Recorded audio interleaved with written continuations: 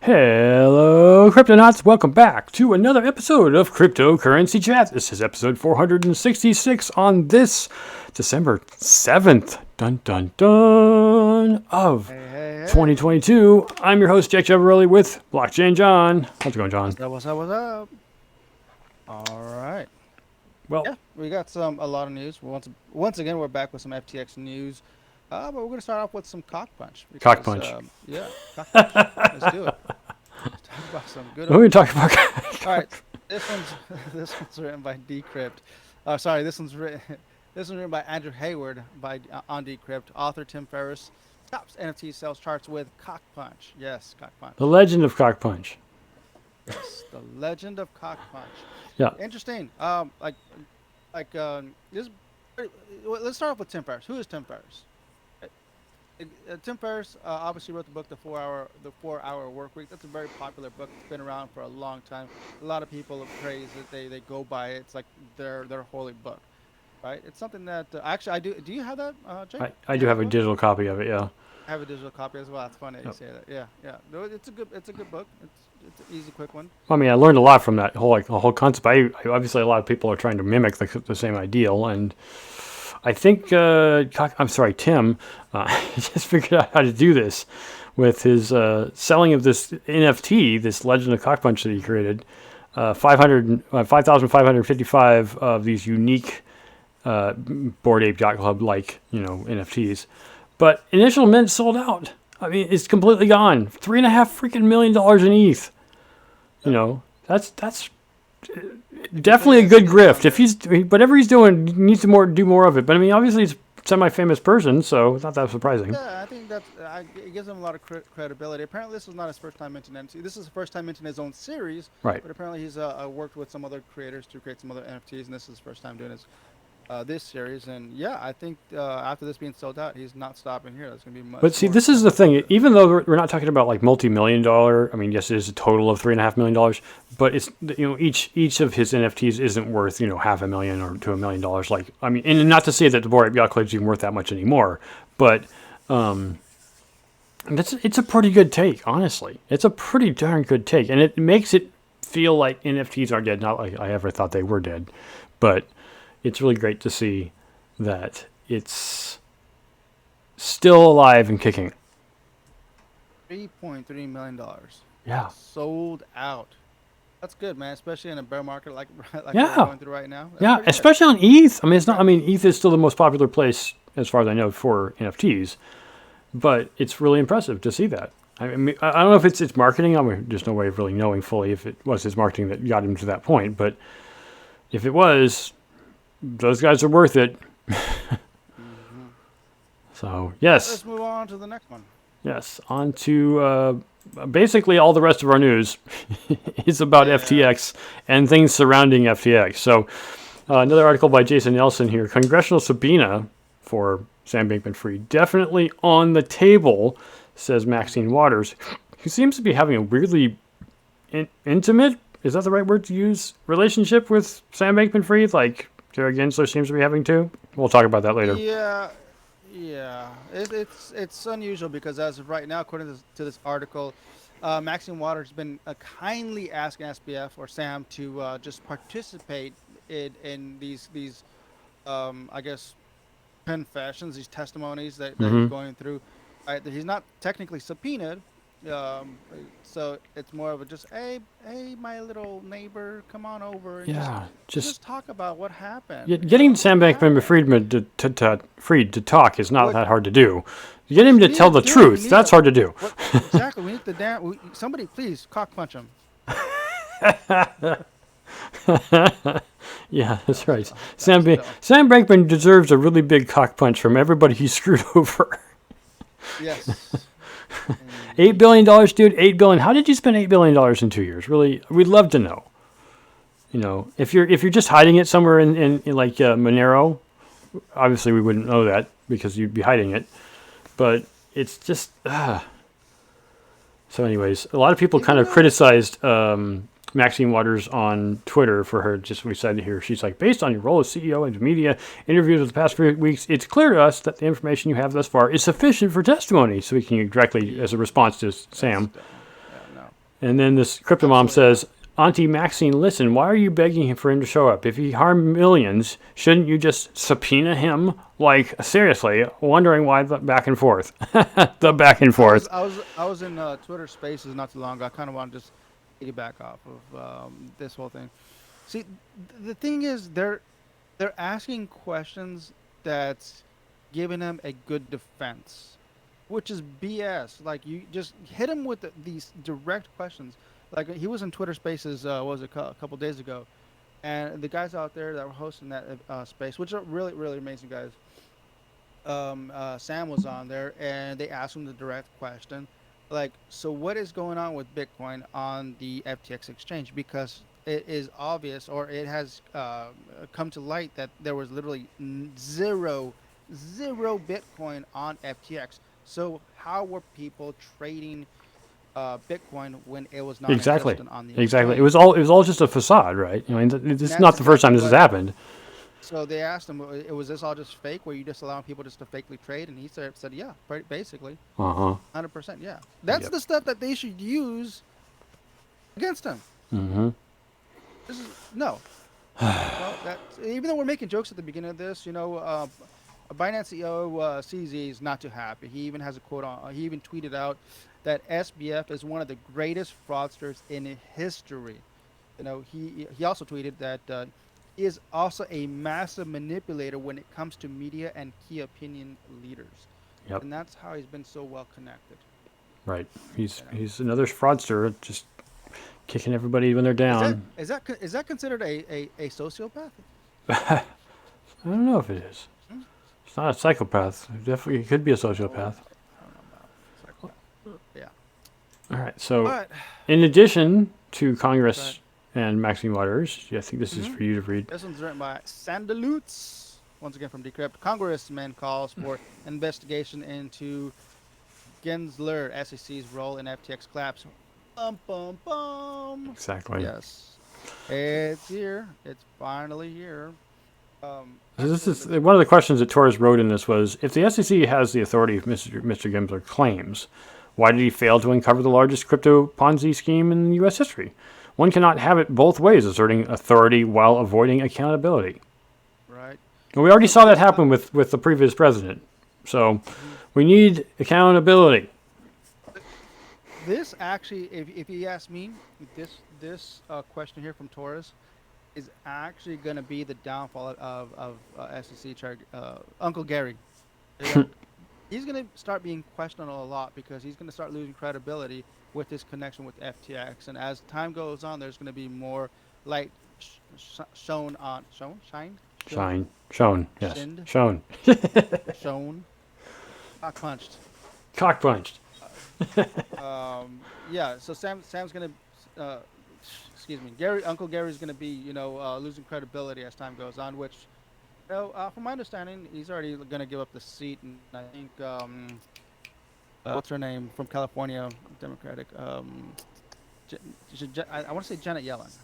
Yelling. Okay, yeah. It goes Janet Yellen was going to take the SEC, which that's like a big no. Like don't do that, please. No, don't need that. Exactly. Yeah. That's pretty much it on that one. Was there anything else? The GAO, government accountability Yeah, but say office. that's the whole point that the Torres was trying to make is it's accountability, right? You can't be in control and wield authority and not. It's like people who are at that level. I think it was a Peter Parker quote or Peter Parker's uncle, right? With great response, or what was it? Great power comes great responsibility, right? Mm-hmm. So if you're going to have great power, you need to be responsible and accountable for what you're doing, right? You need to take and say, yes, this was my fault, and fall on your frickin' sword. But Yeah. politicians don't do that. They're just like, no, I want to be in power forever. It's like, no, dude, it's a set level of time. Nobody gets to be there I for. just There's no kings here, so. I'm just going to reiterate the fact that this is going to be the FTX will be the downfall of Uncle Gary. Yeah, unfortunately, it seems like we all thought he was a smart dude, and yet he was kind of dumb. Well, there's nothing really out there publicly of what's going on. There's a lot of commotion here and there, and people claim that they have the facts, and it goes really deep between Sam and Uncle Gary.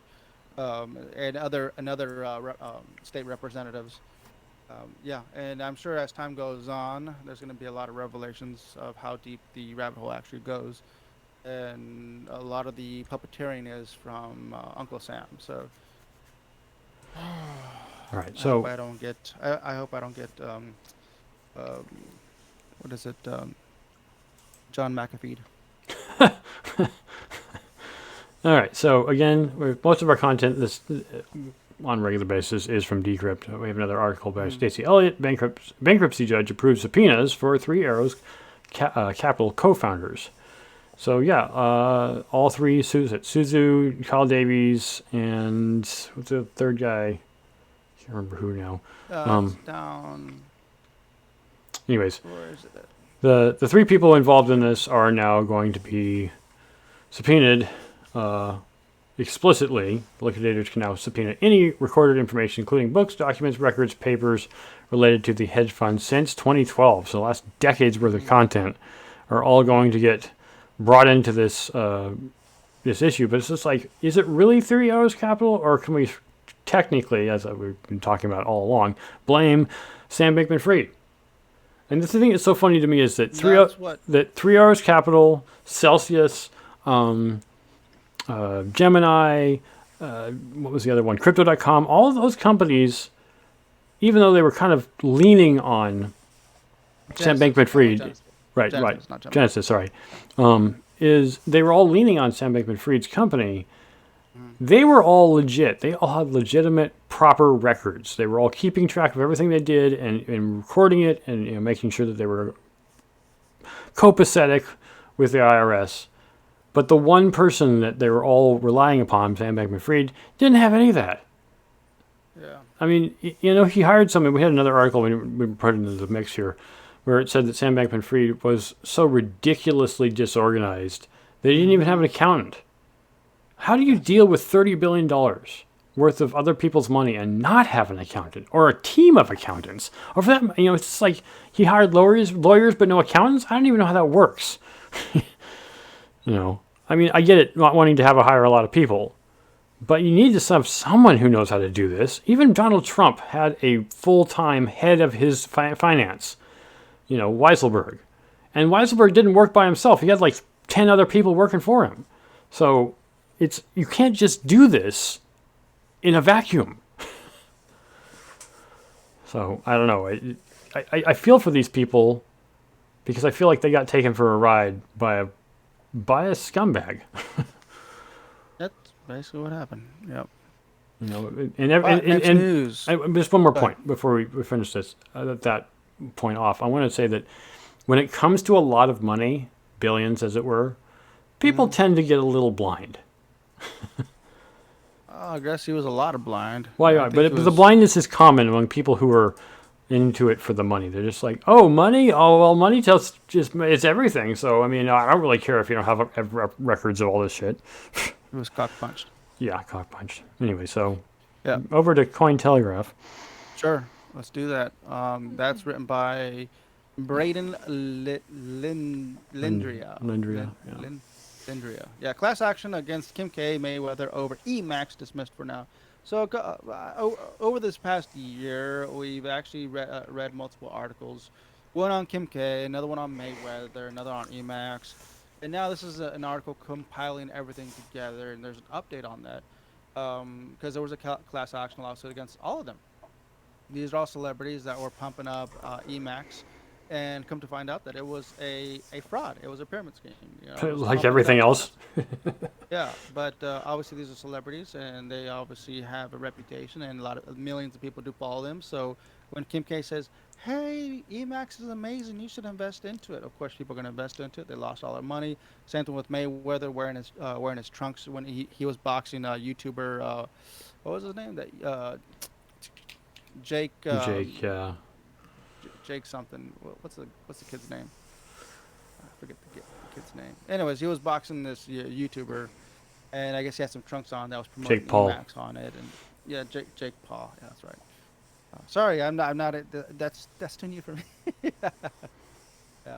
Yeah, I know. Anyways, so So with that, here, let me read this real quick. In the original January 7th court filing submitted by Scott and Scott attorneys at law, the plaintiff argued that Kardashian, Mayweather, and also former NBA superstar Paul Pierce didn't disclose they were being paid to promote Ethereum Max, and that's where they got hit in the Right. fine. Obviously, Right. Kim K already paid hers. Um, so the judge, this is what's interesting about this article because this is an update. They were all fined. But this is an update saying that they're basically going to stop it. So the Judge Fitzgerald, reportedly stated that he'd allow the plaintiffs to refile the lawsuit if the investors' legal team amended a few provisions from its original filing. So this is what the judge's issue was. They were making a reference to the reciting of the provision under the Racketeer Influenced and Corrupt Organization Act. So there's some stuff that the judge didn't really see as legitimate facts. That's the thing. Like when you're testifying or claiming that they're doing something when you don't have the facts or the proof, that's where the whole case can just be thrown out. Especially you're trying to go Mm-hmm. through a legal lawsuit like this. Ah, So somebody screwed up. Somebody started adding some stuff that technically wasn't true, and yeah, if there's some stuff on there that's not true, gone. So they said, hey, if you guys want to fix it, you guys could, and then we'll go back into this case again in the future time. looking at the And that's facts, it's hopefully you're presenting facts in your case. mhm, So exactly.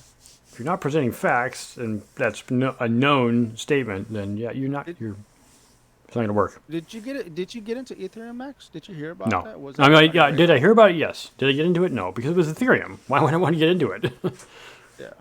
I mean, I heard that they were pumping it, but I was like, it's like I don't care if that's the thing. Like, I'm not really influenced by celebrities. I don't care if Kardashian or Mayweather or Jake Paul's pumping it. I want to look at the white paper. I want to see who else in my close crypto circle thinks about this. Hmm? And since nobody even talked about it in my crypto circle, it's like I just shun it off. I'm like, okay, if I'm moving, Yep. Yep. It's all right, insider trading. Insider trading is illegal, so yep, don't do it. Lastly, Uncle Gary on CoinDesk again, from Jesse what? Hamilton. Gensler says SEC is fine going after crypto with its current authority. No, no, no, everything's fine. World's burning around him, right? As the new Congress prepares to work on uncertain crypto legislation next year, the SEC chairman says his agency needs nothing apart from a little more money and a little more overseas reach. Mm, Don't decommission us. We're doing fine. No, everything's good here. Just because we helped Sam Bankman-Fried commit fraud doesn't mean that anything's bad going on. No, no, no, it's fine. Gensler, of course, declined to specifically talk about the failed crypto exchange FTX and its former mm-hmm, CEO, Sam mm-hmm. Bankman-Fried, Of course, said because he's being in investigated. He doesn't yes, want to talk about it. said in an interview with Yahoo Finance that SEC has the basic disclosure and governance requirements in place to hold its digital asset firms accountable. The SEC chief also didn't directly address questions about whether his agencies would push out toward tailored crypto rules next year. It sounds like it's still up in the air, and it's like, is it really just a political play? Because it doesn't sound like it is. It sounds like you don't know what you're doing, even though you're probably one of the smarter people there. It's slightly Yeah. disturbing. Well, that's so. Once again, I'm going to go back to another state representative that was really really kind to join the Twitter space that I was just listening in on. And once again, these guys that host this Twitter space are amazing. So a state representative went there and he goes, you know what? He's been studying crypto for the past decade and doing his best, but he's one man, and when you're in a position as a representative, invest so much time in a day to keep up on the current activities in the crypto space because there's so much political things that you got to deal with that never gives you the true amount of time to actually deal with what crypto is. Hmm. So to have somebody like Uncle Gary in this position, his position should be like a 3 to 5 man position. There should be one that's taking care of the crypto division solely, one that's taking care of the market, another one, um, whatever. Signing documents or whatnot. That's there's a lot that they do, and they don't have enough time to actually look into it.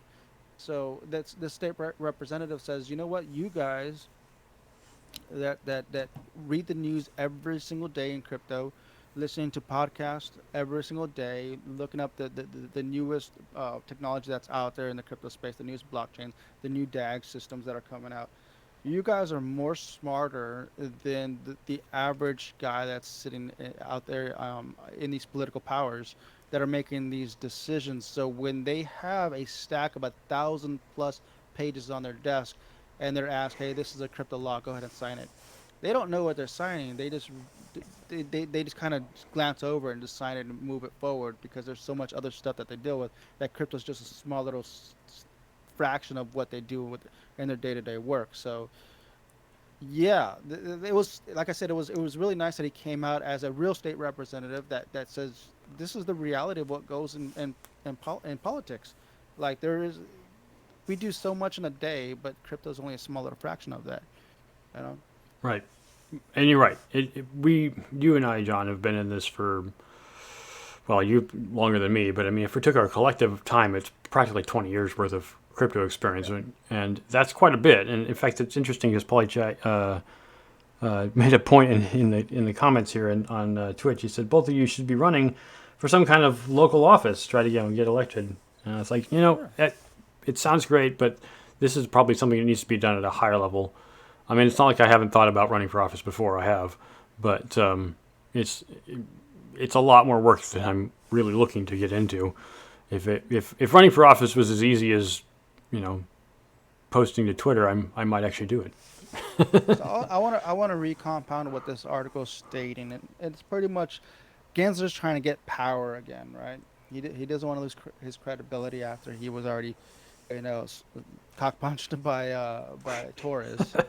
Right? It was Torres, right? Yeah, Yeah, right. Torres. Yeah. Torres was the one who was commenting about that in the other article. So here, I'm going to read this little section here at the bottom on our notes here. Gensler has expanded his crypto enforcement team.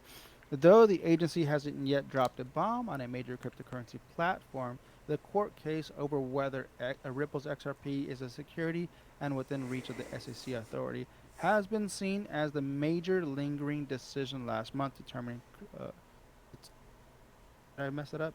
Yeah, has been seen as the major lingering question holding the agency back. However, Gensler said Wednesday that the federal judge's decision last month determining crypto startup Library violated security laws by selling its native LBC token was a very big win for the SEC's legal campaign. And Yeah, that's kind of what he wants to piggyback off of and say, yeah, yes, now pretty much everything that's in crypto is a security. Um, yeah, good luck, Uncle Gary. Once again, we kind of already went through everything. Why?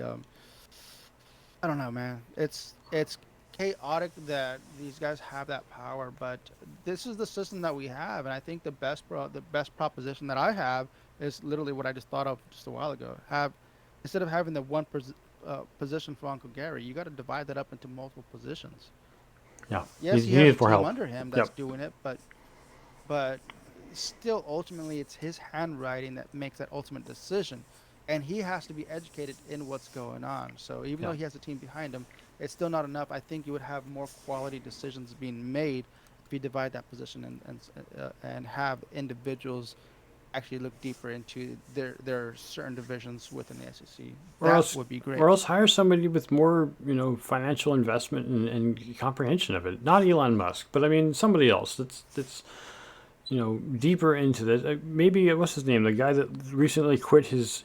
I cannot think of who it was. It was one of the CEOs of a coin, or it was a platform. I cannot remember which platform it was, but he recently left the CEO position and said, "I'm divesting of all this. I'm going to go away. Thanks for all the Oh, fun." I can't we just remember. read that on Sunday, wasn't Yeah, it? we read it very recently, but I was like, "Hey, maybe he'd be good for this role because that's a person who knows a Yeah. lot." What was it? The Well, Kraken, the guy from Kraken. I can't think of his name now, but yeah, he left. He stepped down from the presidential or CEO role, whatever it was, and now he's independent. And it's like, hey, perfect. Somebody who knows a lot about crypto and has a lot of experience in the industry. So yeah, I think this is gonna be my official statement where I'm gonna say that um, I'm officially like just done with Uncle Gary. Like I was so excited when he actually came in as the Sure. man that is very well versed in crypto in comparison to his counterparts. There was nobody out there like him when he first came on board, but over time, there's actually a lot of new people, up and coming people that are very well versed in crypto. So Yep. um, I'm all crypto. That's pretty much what my future holds. Like I literally think that that's literally on my Christmas list. I want Santa to give me some Bitcoin for Christmas. So we'll see what happens. I'll give you guys an update when that comes around. But yeah, like literally, I want more regulation only because I want companies that want to actually move into the blockchain space or the crypto space to have a clear roadmap of how they should be regulating their business, without being fined or penalized or being arrested or being charged or doing things technically, quote unquote, illegally. Right. You know, that's the vision that I would like to see in the future, the near future. Yeah. Yeah. All right. Well, thanks all for listening. Thanks for our number one fan in Twitch for checking us out. Thanks if you're on YouTube and you like our content, please give us a thumbs up and leave a comment. We would really appreciate that. Here are all of our links on our coin tree. You can obviously donate here. You can check out our Discord. We highly encourage you to join us in Discord because there's lots of stuff to do in there. There's always somebody in there doing something. And of course, YouTube, Twitter, Odyssey, which will soon be nothing. But Library does still exist. And Twitch, of course. And then, of course, there's other things like Patreon and Tip and Me. So, with that, as we say at the end of every show, Punch.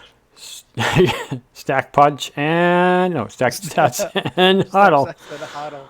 Adios. Adios.